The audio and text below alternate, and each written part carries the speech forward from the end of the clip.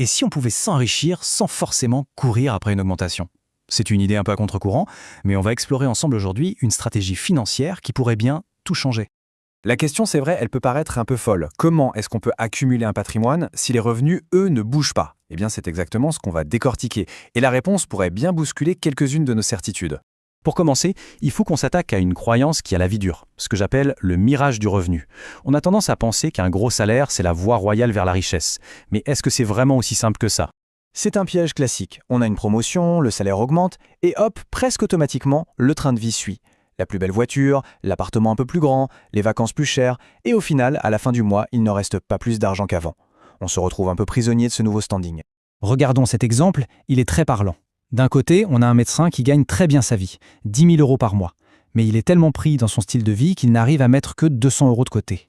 De l'autre, un salarié avec un revenu bien plus modeste, 2 500 €, mais qui réussit, lui, à épargner 500 € chaque mois. La vraie question, c'est qui est en train de construire son avenir financier? La réponse, elle est assez évidente, non? Et voilà, le secret, il est là. Ce n'est pas tant la taille du salaire qui compte, mais la taille de l'écart qu'on arrive à créer entre ce qui rentre et ce qui sort.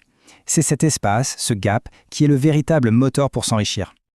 Ok, donc si un gros revenu ne signifie pas forcément être riche, alors qu'est-ce que ça veut dire être riche?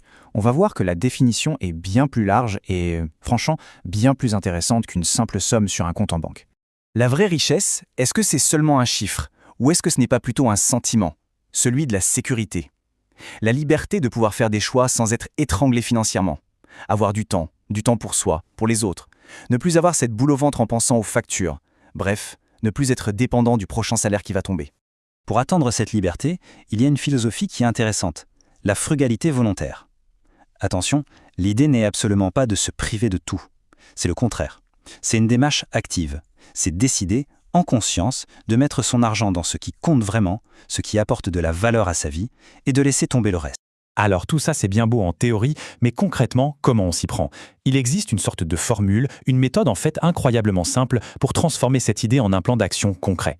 La stratégie est simple comme bonjour. C'est un processus en 3 temps. D'abord, on crée cet écart fameux entre les revenus et les dépenses.